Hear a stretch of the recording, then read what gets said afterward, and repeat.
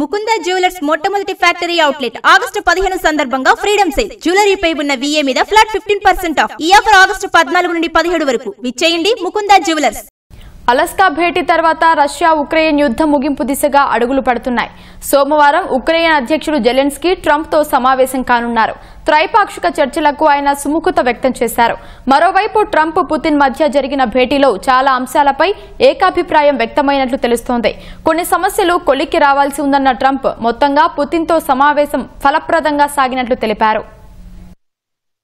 Russia Ukraine మధ్య యుద్ధాన్ని ఆపే దిశగా ప్రయత్నాలు ఊపందుకున్నాయి. పుతిన్తో సమావేశం అనంతరం ఉక్రెయిన్ అధ్యక్షుడు జెలెన్స్కీతో అమెరికా అధ్యక్షుడు డొనాల్డ్ ట్రంప్ ఫోన్లో సుదీర్ఘంగా మాట్లాడారు. ఈ విషయాన్ని ఉక్రెయిన్ అధ్యక్షుడు జెలెన్స్కీనే స్వయంగా ఎక్స్ ద్వారా ప్రకటించారు. ట్రంప్ తనతో గంటన్నరకు పైగా చర్చించినట్టు ఆయన చెప్పారు.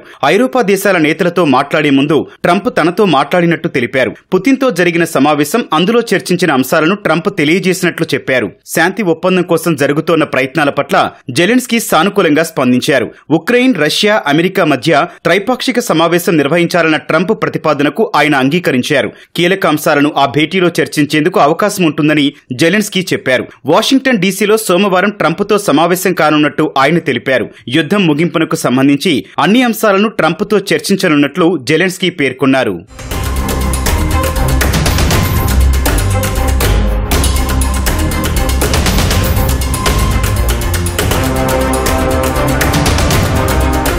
అలస్కాలో పుతిన్తో 3 గంటలకు పైగా జరిగిన భేటీ ఫలప్రదమైందని అమెరికా అధ్యక్షుడు ట్రంప్ అన్నారు. ఈ సమావేశంలో చాలా అంశాలపై అంగీకారం కుదిరినట్లు చెప్పారు. ఉక్రెయిన్తో యుద్ధం సహా కొన్ని అంశాలు కొలిక్కి రావాల్సి ఉందన్నారు. రష్యా, ఉక్రెయిన్ మధ్య ఒప్పందం కుదరనంత వరకు ఎలాంటి ఒప్పందం ఉండదని ట్రంప్ స్పష్టం చేశారు. అయితే ఉక్రెయిన్కు సంబంధించి పుతిన్తో జరిపిన చర్చల్లో పురోగతి వచ్చినట్టు చెప్పారు. ఈ క్రమంలోనే ఉక్రెయిన్కు ట్రంప్ ఓ సూచన చేశారు. రష్యాతో ఒప్పందం చేసుకోవాలని సూచించారు. అందుకు కీవ్ అంగీకరించకపోవచ్చని పేర్కొన్నారు. బైడెన్ హయాంలో ఉక్రెయిన్కు నిధులు మిఠాయిలా పంచటమే అందుకు కారణమని ట్రంప్ తెలిపారు. ఉక్రెయిన్కు అమెరికా $350 బిలియన్ సాయం చేసిందన్నారు. ఐరోపా దేశాలు $100 బిలియన్ వరకు సాయం అందించాయని ట్రంప్ చెప్పారు. యుద్ధం వల్ల కీవ్, మాస్కోలకు నష్టం జరుగుతోందని చెప్పారు. రష్యా, ఉక్రెయిన్ మధ్య ఒప్పందం కుదిరితే అది గొప్ప విజయమవుతుందని ట్రంప్ పేర్కొన్నారు.